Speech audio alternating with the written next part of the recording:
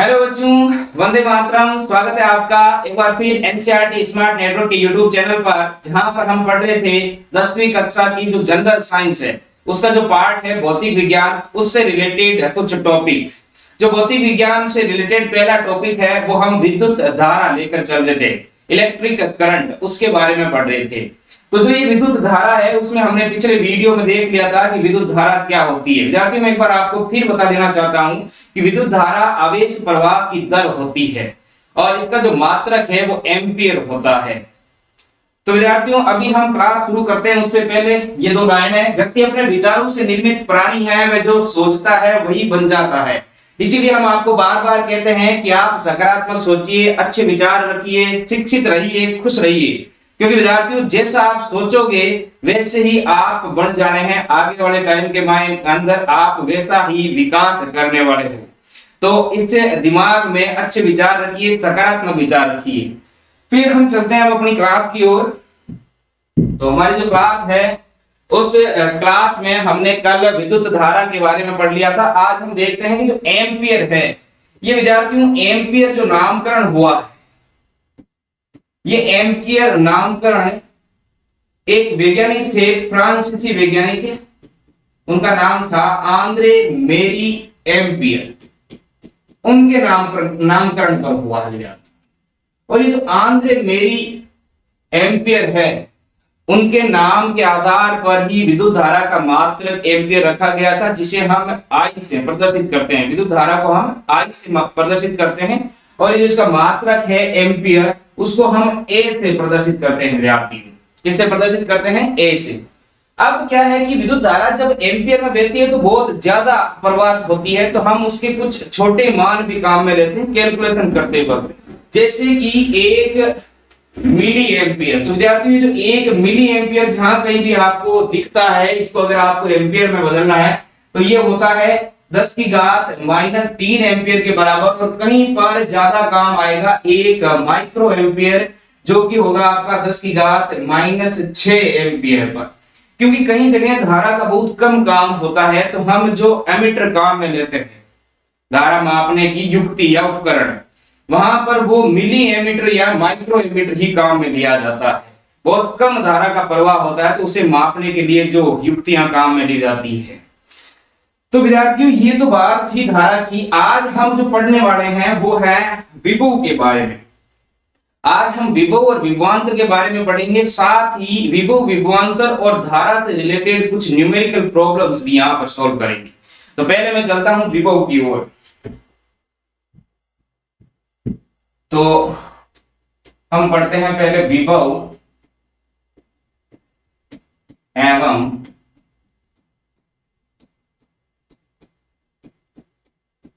विभवांतर। विद्यार्थियों, जो विभव है इसको कहा जाता है इंग्लिश में पोटेंशियल। क्या कहा जाता है? पोटेंशियल। और ये जो विभवांतर है उसको कहा जाता है विद्यार्थियों पोटेंशियल डिफरेंस। पोटेंशियल डिफरेंस, ये होता है विभवांतर। तो विभव क्या होता है और विभवांतर क्या होता है? विद्यार्थियों, हम विभव को तो ऐसे बोल सकते हैं कि एक विद्युत दाब होता है। अब विद्युत दाब कैसे होता है, फिर विभवांतर कैसे उत्पन्न होता है, उसके बारे में हम अभी अध्ययन करते हैं। देखिए विद्यार्थियों, आपने गांव में देखा होगा एक बहुत ऊंची टंकी बनाई जाती है, बहुत बड़ी, और उस टंकी के द्वारा जो पानी की सप्लाई है वो गांव में प्रत्येक घर में, अलग अलग घरों में दी जाती है। और वो टंकी ऊंचाई पर इसलिए बनाई जाती है ताकि वहां से पानी की सप्लाई सभी घरों में हो सके। इसके अलावा आपने देखा होगा कि अगर आपने घर पर नल फिटिंग करवाई है तो घर पर जो टंकी है पानी की वो ऊपर रखी रहती है। तो पहले तो हम होद से मोटर के द्वारा पानी टंकी में पहुंचाएंगे, तो उस टाइम तो हमें मोटर चलाने की जरूरत पड़ती है। लेकिन अगर टंकी आपकी भरी हुई है ऊपर वाली, तो फिर अगर आप हाथ धो रहे हैं वॉश बेसिन में या पानी का नल से पानी निकाल रहे हैं, तो वहां पर आपको मोटर चलाने की जरूरत नहीं पड़ती है, पानी अपने आप चलता रहता है, बहता रहता है। ये ही जो कारण है, इसी कारण के आधार पर आप विभवांतर को समझेंगे। देखिए विद्यार्थियों, जैसे मान लो ये मेरे एक मकान है, इस मकान में मकान के ऊपर मैंने ये पानी की एक टंकी रख रखी है, इसमें पानी है, क्या विद्यार्थियों, पानी है। और ये है अपना घर, इस घर में हमने क्या रख रखी है, पानी की टंकी रख रखी। और यहाँ पर कर रखे हमने यहाँ नल फिटिंग, यहाँ कर रखे हैं नल फिटिंग। तो देखिए विद्यार्थियों, इस टंकी में आपके होद से, टंकी में आपके होद से पानी ऊपर चढ़ाने के लिए तो आपको मोटर की जरूरत पड़ेगी, परंतु ये जो पानी की टंकी है, टंकी से यहाँ नल द्वारा पानी प्राप्त करने के लिए आपको किसी भी मोटर की जरूरत नहीं पड़ेगी। इसका कारण ये है विद्यार्थियों कि ये जो टंकी है, इसका जो स्तर है ये काफी ऊंचा है। स्तर जो है वो कैसा है, काफी ऊंचा है, जबकि ये जो टंकी है इसका ग्राउंड से जो स्तर है वो स्तर नीचा है। तो ये जो पानी का प्रवाह हो रहा है अपने आप, ये प्रवाह होने का कारण है जो लेवल है इनका, उन लेवल, दोनों लेवल में अंतर, दोनों स्तरों में अंतर, जो दोनों स्तर है उन दोनों स्तरों में अंतर। ठीक वैसे ही ये होता है कि ये मान लो मेरे पास एक चालक है, इस चालक में यहाँ बिंदु ए है और यहाँ बिंदु बी है। अब चालक है तो हमने पिछली क्लास में पढ़ लिया था कि जो भी चालक वस्तुएं होती है उन पर मुक्त आवेश रहते हैं, और उन मुक्त आवेशों का प्रवाह तब तक नहीं होता है जब तक कि हम इस पर विभवांतर उत्पन्न ना करते हैं। तो जब जैसे ही हम इस पर विभवांतर उत्पन्न करेंगे तो इन चालकों का प्रवाह होता रहेगा। अगर ए पर जो चालक है वो ज्यादा है, सॉरी विभव यहाँ पर ज्यादा है और बी पर विभव कम है, तो जो चालक आवेश है, मुक्त आवेश है, उनका प्रवाह ए से बी की ओर होगा। और यदि विभव बी का ज्यादा है और ए का कम है तो जो प्रवाह है वो बी से ए की ओर हो जाएगा। ये इतना सा ही काम होता है विभवांतर। और ये जो प्रवाह होगा आवेशों का, वो प्रवाह विद्यार्थियों केवल और केवल बिंदु ए व बिंदु बी पर विभवांतर के कारण ही होगा। किसके कारण होगा, विभवांतर के कारण। विभवांतर मतलब ए का विभव और बी का विभव, ए और बी का विभव बराबर नहीं होना चाहिए। ए का विभव और बी का विभव क्या नहीं होना चाहिए, बराबर नहीं होना चाहिए। जब ए और बी का विभव बराबर नहीं होगा तो इन दोनों के अंदर विभव बराबर नहीं होने के कारण इन दोनों पर आवेशों का प्रवाह हो जाएगा। अगर ए पर विभव ज्यादा है तो ए से बी की ओर आवेश प्रवाहित हो जाएंगे, और अगर बी पर विभव ज्यादा है तो बी से ए की ओर आवेश प्रवाहित हो जाएंगे। ये इतनी सी कहानी होती है। और जब ये आवेश प्रवाह होते हैं तो आपको पता है कि धारा प्रवाहित होती है। आवेशों के प्रवाह की दर को हम क्या कहते हैं विद्यार्थियों, धारा कहते हैं। जब ये आवेश प्रवाहित होंगे तो क्या प्रवाहित हो जाएगी, धारा प्रवाहित हो जाएगी। यहां तक मेरे ख्याल से आपको चीजें समझ में आ गई होगी। अब देखिए आवेश प्रवाह होते कहते हैं, आप कहोगे कि सर हमारे पास एक चालक है, उस चालक में आवेश पड़े हैं, अब हमें कैसे पता है कि विभवांतर होगा कि नहीं होगा, या फिर हमें अगर उसके ऊपर विभवांतर उत्पन्न करना है तो हमें क्या करना होगा। तो विद्यार्थियों एक चीज आपने सामान्य जीवन में बहुत ज्यादा काम में ली होगी और वो होती है बैटरी। बैटरी लगाए होंगे या आपने सेल लगाए होंगे, बैटरी या सेल काम में लिए होंगे। फिर आप देखते हो कि बैटरी और सेल, बैटरी या सेल लगाने के पश्चात उस चालक तार में धारा प्रवाहित होने लगती है। तो ये जो बैटरी है, इस बैटरी का मुख्य जो काम होता है विद्यार्थियों, वो काम होता है विभवांतर उत्पन्न करने का। क्या उत्पन्न करने का, विभवांतर उत्पन्न करने का। विभवांतर उत्पन्न करने का विद्यार्थियों, जो बैटरी है वो धारा प्रवाहित नहीं कर रही है, बैटरी आवेश नहीं दे रही है, बैटरी केवल चालक के दोनों सिरों पर विभवांतर उत्पन्न कर रही है। इसके अलावा बैटरी का कोई काम नहीं होता है। अगर बैटरी आवेश देती, अगर किसी को ऐसा लगता है कि बैटरी आवेश देती है, अगर बैटरी आवेश देती तो फिर प्लास्टिक के अंदर भी आवेश का प्रवाह हो जाना चाहिए था, क्योंकि बैटरी तो प्लास्टिक को भी आवेश दे देती। ऐसा नहीं होता है विद्यार्थियों। हमने पढ़ा था कि जो चालक पदार्थ हैं, वो चालक पदार्थ वो होते हैं जिन पर मुक्त इलेक्ट्रॉन या मुक्त आवेश रहते हैं। तो जैसे ही हम बैटरी को उस चालक पदार्थ के दोनों सिरों से जोड़ेंगे तो बैटरी उन दोनों सिरों पर विभवांतर उत्पन्न कर देगी, और विभवांतर उत्पन्न करने के पश्चात उस चालक में जो आवेश रहेंगे, मुक्त आवेश रहेंगे, वो आवेश प्रवाहित हो जाएंगे। देखिए विद्यार्थियों वो कैसे प्रवाहित होते हैं। देखिए ये मान लो मेरे पास एक चालक है और इस चालक में यहां पर मुक्त आवेश है, इलेक्ट्रॉन है, बहुत सारे इलेक्ट्रॉन पड़े। अब इस चालक में अभी तक कोई धारा का प्रवाह नहीं हो रहा। अब जैसे ही मैं इस चालक को जोड़ देता हूं बैटरी से, किससे जोड़ता हूं विद्यार्थियों? बैटरी से। बैटरी का वैसे तो आप सिंबल जानते होंगे कि हम बैटरी से जब जोड़ते हैं तो यूं लगा देते हैं ऐसे। ये जो सिरा है इधर वाला, ये निगेटिव सिरा है जो छोटे वाला, और जो बड़े वाला सिरा होता है वो पॉजिटिव सिरा होता है बड़े। अब यहां से धारा का प्रवाह होगा ऐसे, और इधर से धारा बहती हुई इस दिशा में, और इस सर्किट में धारा प्रवाहित होने लगेगी। ये धारा प्रवाहित होने का कारण ये था कि जैसे ही हमने बैटरी को जोड़ा तो बैटरी का ये जो प्लस टर्मिनल है, ये प्लस टर्मिनल इस चालक के, ये हमारे पास क्या है? चालक है। इस चालक के इधर वाले सिरे को, इस सिरे को धनावेशित कर देता है। कैसा कर देता है विद्यार्थियों? धनावेशित कर देता है, धनावेश उत्पन्न कर देता है। यहां पर जो ये नेगेटिव वाला सिरा है, ये इस सिरे के जोड़ने के पश्चात यहां पर ये जो सिरा है, इस सिरे को ये बैटरी ऋणावेशित कर देती है। अब देखिए ये धनावेशित सिरा है और ये कैसा है? ऋणावेशित सिरा। तो दोनों सिरों के अंदर विभवांतर उत्पन्न हो गया। विभवांतर उत्पन्न हो गया, यहां तो नेगेटिव चार्ज है जबकि यहां पॉजिटिव चार्ज है। तो विभवांतर उत्पन्न होने के पश्चात हम जानते हैं कि जो धनावेश है वो ऋणावेश के साथ अगर रहता है तो दोनों में आकर्षण होगा और धनावेश धनावेश को प्रतिकर्षित करता है। तो विद्यार्थी देखिए ये इलेक्ट्रॉन है, ये ऋणावेश से चार्ज होते हैं, ये यहां पर जो आवेश होता है वो ऋणावेश होता है।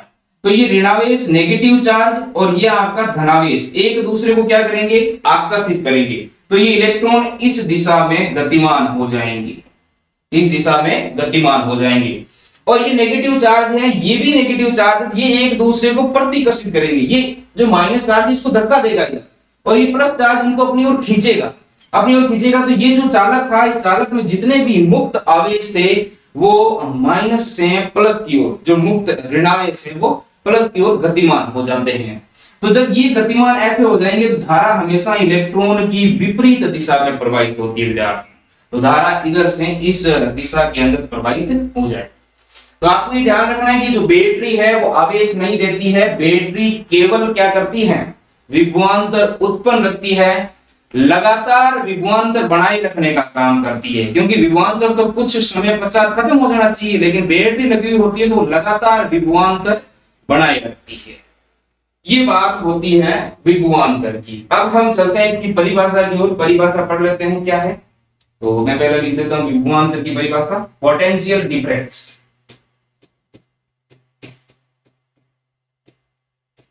विभवांतर, पोटेंशियल डिफरेंस, किसी चालक में एकांक आवेश को एक बिंदु से दूसरे बिंदु तक ले जाने में किया गया जो कार्य होगा, उस कार्य को ही हम क्या कहते हैं विद्यार्थियों? विभवांतर कहते हैं। क्या कहते हैं? विभवांतर। देखिए विद्यार्थियों जो विभवांतर है, इस विभवांतर को डेल्टा वी से दिखाते हैं। आप डेल वी से दिखाओगे। डेल वी का मतलब ये हो गया कि जो दो बिंदु है जिनके मध्य हम एक आवेश को उठाकर दूसरे बिंदु तक ले जा रहे हैं, तो यहां जो आवेश था वहां पर जो विभव, और जहां हम दूसरी जगह ले जा रहे हैं वहां पर विभव, उन दोनों के मध्य का जो अंतर होगा वही विभवांतर होगा। जैसे यहां कोई आवेश पड़ा है, मैंने इस आवेश को यहां से उठाया, उठाकर यहां ले आया इस बिंदु पर, तो यहां विभव कुछ अलग था और यहां विभव कुछ अलग है। तो ये जो दोनों विभवों का अंतर है वही विभवांतर होता है विद्यार्थी। और विभवों का अंतर है तो मुझे आवेश को यहां से उठाकर इस जगह पर ले जाने में कुछ ना कुछ कार्य करना पड़ेगा, तो वो किया गया कार्य ही क्या होता है? विभवांतर होता है। अगर अंतर नहीं है यहां और यहां पर, अगर विभवों का अंतर नहीं है तो मुझे कोई कार्य नहीं करना पड़ेगा, और जब कोई कार्य नहीं करना पड़ेगा तो मेरे द्वारा किया गया कार्य जीरो है। कार्य जीरो तो विभवांतर भी तो जीरो ही है, क्योंकि यहां विभव का मान जितना है, मान लो 12 वोल्ट यहां और 12 वोल्ट यहां है, तो विभव समान है, तो विभवांतर क्या हो गया? विभवांतर मतलब इन दोनों का अंतर, तो 12 माइनस 12 क्या हो जाएगा? जीरो। तो किया गया कार्य भी क्या हो जाएगा? जीरो, विभवांतर भी जीरो। चलिए विद्यार्थी मैं लिख देता हूं परिभाषा। किसी चालक में एकांक आवेश को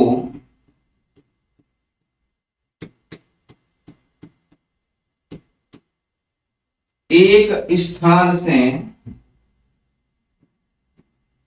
या बिंदु भी लिख सकते हैं, एक बिंदु लिख देते हैं, अच्छी परिभाषा हो जाएगी। एक बिंदु से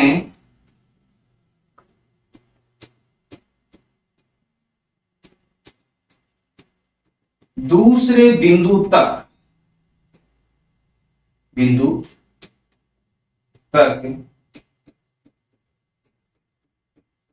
ले जाने में किया गया कार्य क्या कहलाएगा विद्यार्थियों? विभवांतर कहलाता। क्या कहलाता है? विभवांतर। तो हम इसको इस तरीके से लिख सकते हैं, विभवांतर जिसको हम डेल वी से दिखाते हैं। विभवांतर को किससे दिखाते हैं विद्यार्थियों? डेल वी से दिखाते हैं। तो विभवांतर डेल वी बराबर हो जाएगा किया गया कार्य, किया गया कार्य,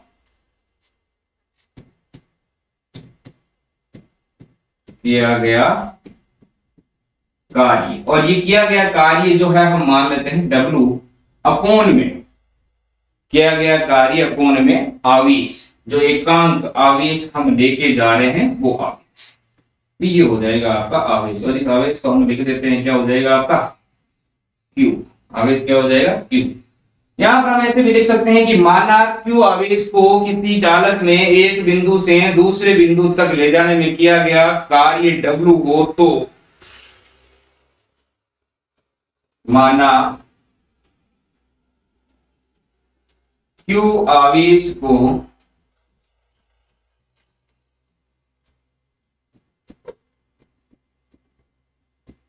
किसी चालक में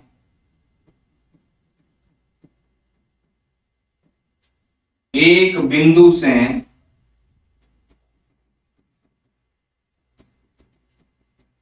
दूसरे बिंदु तक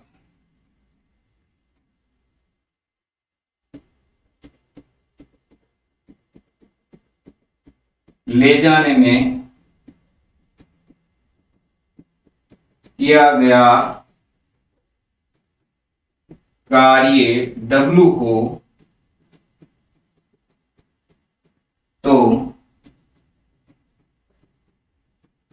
विभवांतर को हम किससे लिख रहे हैं? डेल बी। तो डेल बी आपका हो जाएगा किया गया कार्य W अपॉन में Q,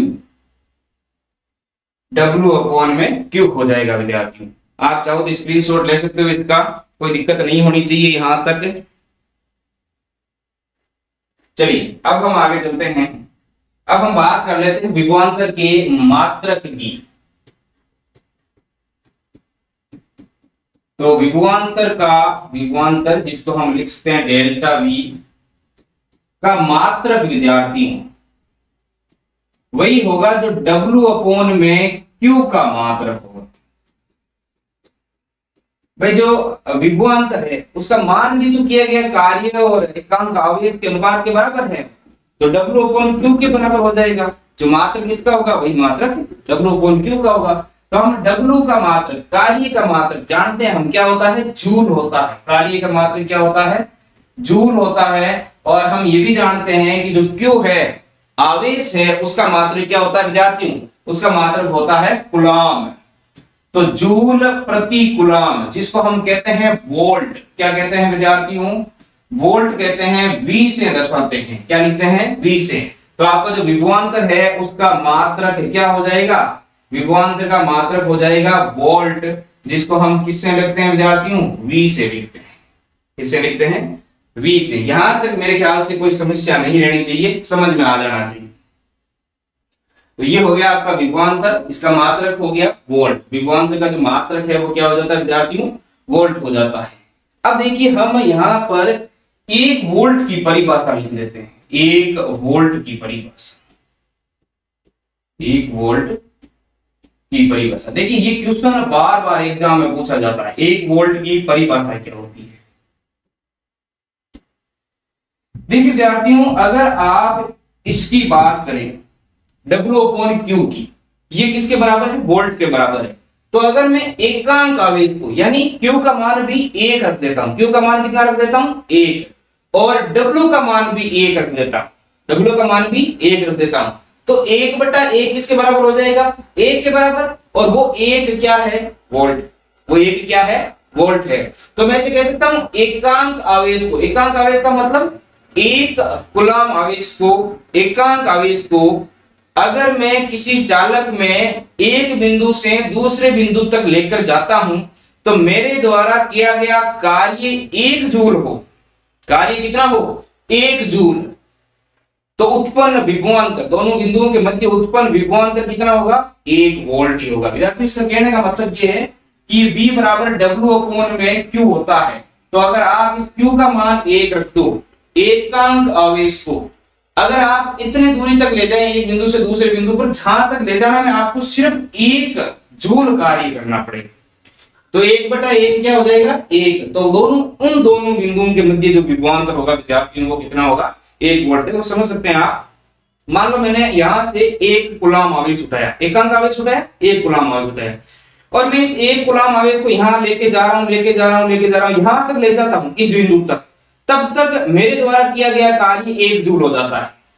मेरे द्वारा किया गया कार्य कितना हो जाता है विद्यार्थियों 1 जूल। इसका मतलब है कि इन दोनों बिंदुओं के मध्य, ये जो दोनों बिंदु है, इन दोनों बिंदुओं के मध्य जो विभवांतर है वो भी 1 वोल्ट ही है। विभवांतर कितना है 1 वोल्ट ही है। ये चीज आपको समझ में आ जानी चाहिए। तो मैं यहां परिभाषा पुट कर देता हूं, एकांक आवेश को, एकांक आवेश का मतलब 1 कूलम आवेश, एकांक आवेश को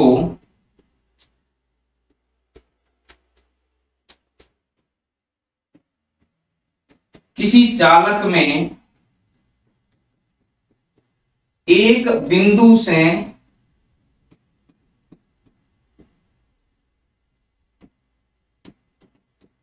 दूसरे बिंदु तक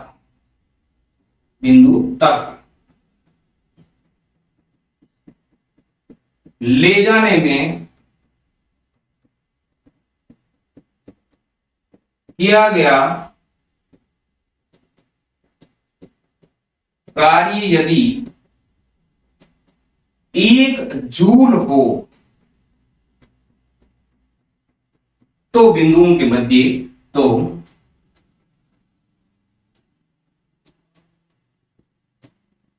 बिंदुओं के मध्य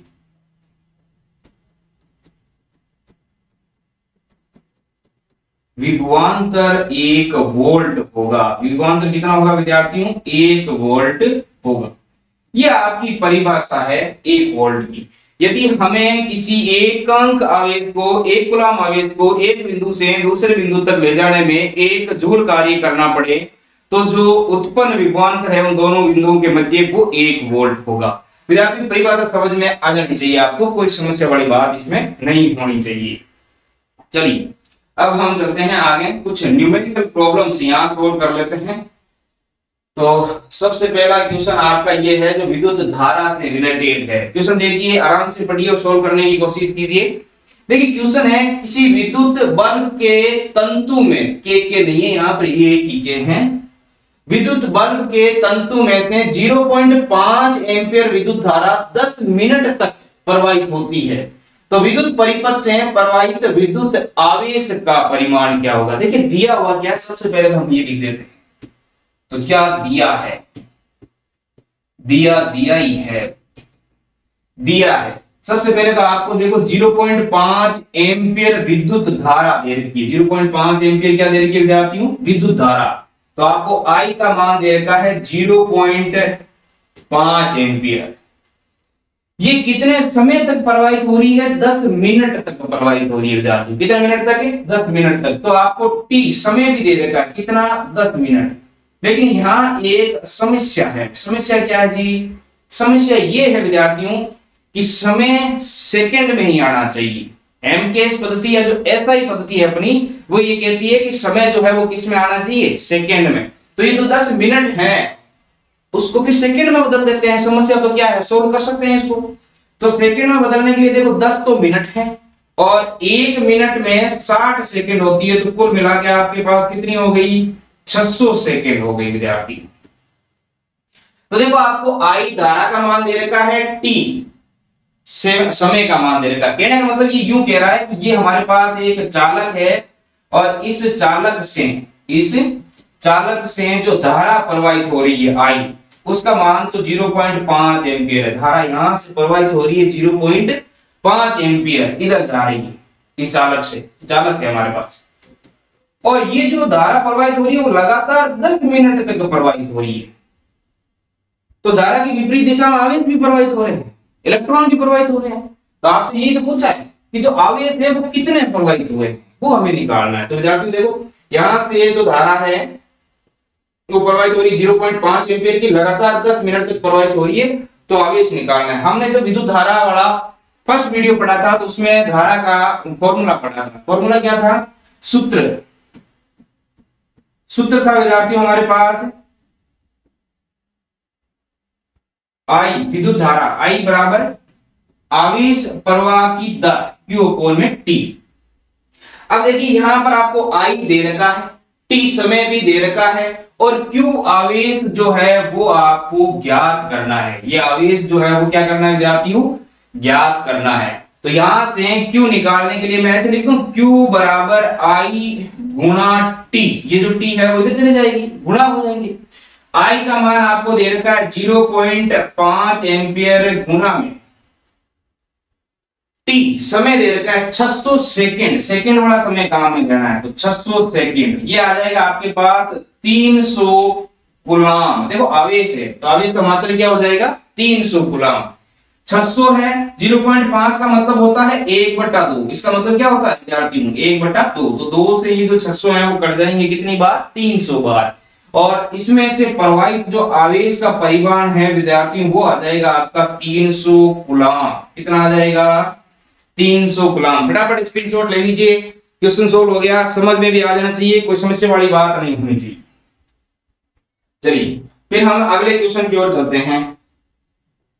अगला क्वेश्चन है आपका कि विद्युत परिपथ क्या होता है विद्यार्थी? आप बार बार नाम सुनते होंगे परिपथ, इलेक्ट्रिक सर्किट, सर्किट नाम सुनते होंगे, परिपथ सुनते होंगे। ये परिपथ होता क्या है? देखिए विद्यार्थियों परिपथ विद्युत उपकरणों का एक ऐसा संयोजन होता है जिसमें से धारा का प्रवाह होता रहता है। और धारा तभी प्रवाहित होगी जब हम ऐसे विद्युत उपकरणों का, विद्युत जो उत्पन्न करने वाले उपकरण हैं उनका ऐसा संयोजन करें जिनमें धारा को पूर्ण रूप से चक्कर बनाने के लिए, पूर्ण रूप से चक्कर लगाने के लिए रास्ता मिलना चाहिए। अगर आपने कहीं से तार कट कर दिया बीच में से, अब धारा प्रवाहित नहीं होगी, चाहे आपने बैटरी भले ही जोड़ रखी होगी। जैसा कि आपने देखा होगा कि जो खंबे हैं, खंभों पर 3 तार लगे हुए होते हैं, 11,000 वाली जो लाइन होती है उस पर अगर कहीं पर कोई कबूतर बैठा है एक तार पर तो उसकी करंट नहीं आता है, ये आपने देखा होगा। परंतु वहीं अगर मोर बैठा रहता है तो वो कुछ देर के लिए हो सकता है कि करंट से बच जाए, लेकिन उसकी करंट आएगा। इसका कारण है कि मोर का क्षेत्रफल ज्यादा है और वो कुछ ही समय पश्चात एक तार पर तो है ही, साथ में दूसरे तार से भी टच हो जाता है। तो इस तार से उस तार में धारा प्रवाहित होने के लिए रास्ता मिल जाता है। रास्ता मिल जाता है तो फिर क्या हो जाता है, वहां पर मोर की करंट आ जाता है, उसे विद्युत शॉक लग जाता है, इलेक्ट्रिक शॉक लगता है। हम जब कोई काम करते हैं तो हमें यह बताया जाता है कि प्लास्टिक की चप्पलें पहनकर काम कीजिए। उसका कारण है कि अगर आप काम कर रहे हो और आपने अगर बिजली के जो धारा प्रवाहित होने वाले तार है उनको छू भी लिया है तो धारा को आगे जाने के लिए रास्ता नहीं मिलेगा, क्योंकि प्लास्टिक तो कुछ अलग है धारा की, तो फिर धारा आगे नहीं जाएगी। धारा आगे नहीं जाएगी तो हमें झटका महसूस नहीं होगा, करंट का झटका नहीं लगेगा। ये कारण है विद्यार्थियों। तो जो परिपथ है वो ये होता है, जैसे मैंने मान लो मैंने यहां पर एक बल्ब जोड़ दिया, ये क्या जोड़ दिया? बल्ब जोड़ दिया। यहां मान लो मैंने लगा दिया एक कुंजी लगा दी, चलो कुंजी तो हम बाद में लगा देंगे, पहले मैं यहां पर एमीटर लगा देता हूं आपके। यहां मान लो मैंने जोड़ दिया एमीटर, फिर यहां लगा दी मैंने मान लो कुंजी, और यहां हमने संचालित कर दी बैटरी। अब इस बैटरी का ये धनात्मक टर्मिनल और ये वाला जो टर्मिनल हो जाएगा वो हो जाएगा विद्यार्थियों ऋणात्मक टर्मिनल। अब धारा का प्रवाह सिंपल सी बात है, इधर से प्रवाहित होते हुए इस दिशा में प्रवाहित होगा। और ये जो कुंजी है, इस कुंजी को मैंने अब चालू कर दिया। ये जो बीच में बिंदी लगी होती है ना, इसका मतलब बटन चालू है, धारा प्रवाह हो रहा है। और जो बीच में बिंदी नहीं लगी हुई होती है इसका मतलब धारा प्रवाह नहीं हो रहा उसमें।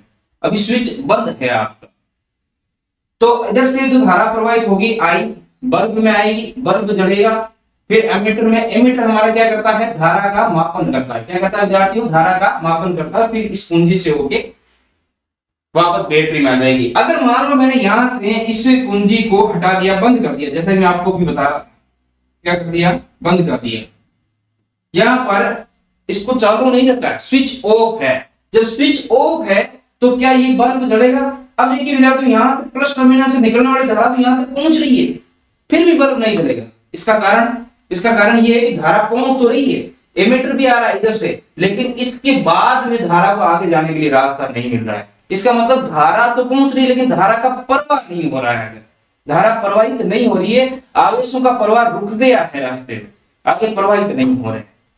तो फिर एमीटर भी आपका कोई मान हमें नहीं बताएगा और बल्ब नहीं जलेगा। तो इसे ही हम क्या कहते हैं विद्यार्थियों, इसे कहते हैं विद्युत परिपथ। तो विद्युत परिपथ की परिभाषा मैं ऐसे लिख सकता हूं, विद्युत उपकरणों का ऐसा संयोजन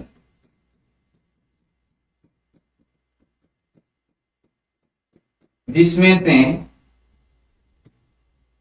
धारा प्रवाह होती हो, धारा प्रवाह होती हो, विद्युत परिपथ कहलाता। क्या कहलाता है विद्यार्थियों, विद्युत परिपथ कहलाता। सिंपल सी परिभाषा है, छोटी सी परिभाषा है, आसानी से इसको आप समझ सकते हो, कोई दिक्कत नहीं है। विद्युत उपकरणों का ऐसा संयोजन होना चाहिए जिसमें से धारा का प्रवाह होना चाहिए। प्रवाह तभी होगा जब हम विद्युत उत्पन्न करने वाला भी वहां पर स्रोत लगाएं, विद्युत स्रोत जिसको हम कहते हैं वो भी लगाएं, और वहां पर प्रतिरोध भी लगाएं जो जिनमें से धारा प्रवाहित होनी है। चलिए ये क्वेश्चन था। इसके बाद विद्यार्थी हम अगले क्वेश्चन पर चलते हैं। ये क्या है कि विद्युत धारा के मात्रक की परिभाषा लिखी है। वैसे मैंने ये परिभाषा आपको प्रथम वीडियो में बता दी है, एक बार फिर बता देता हूं आपको। विद्युत धारा का जो मात्रक है, वो मात्रक क्या होता है विद्यार्थियों, आपको याद होना चाहिए, हमने पढ़ा था, मात्रक है एम्पियर। विद्युत धारा का मात्रक क्या है विद्यार्थियों, एम्पियर। किससे डिनोट करते हैं, ए से डिनोट करते हैं। और परिभाषा क्या होगी, क्योंकि हमने ये पढ़ा था कि जो धारा है आई वो होती है Q अपॉन में T। इसका जो मात्रक है क्या होता है, Q अपॉन में T, कूलाम बटा सेकंड, कूलाम बटा सेकंड, जिसको हम किससे लिखते हैं, एम्पियर से लिखते हैं। किससे, एम्पियर से। तो अब हम एक एम्पियर की परिभाषा पढ़ा सकते हैं यहाँ पर। किसकी परिभाषा, एम्पियर की, क्योंकि विद्युत धारा के मात्रक की परिभाषा जो पूछी है, तो हम यहाँ पर एक एम्पियर की परिभाषा बता सकते हैं। एक एम्पियर की परिभाषा क्या हो जाएगी, ठीक वैसे ही देखो, अगर मैं एक सेकंड में किसी परिपथ से प्रवाहित होने वाले आवेश का मान 1 कूलाम हो, तो जो प्रवाहित धारा है उसका मान कितना हो जाएगा विद्यार्थियों, 1 एम्पियर हो जाएगा। तो हम ऐसे कह सकते हैं कि एकांक समय में किसी परिपथ से, किसी विद्युत परिपथ से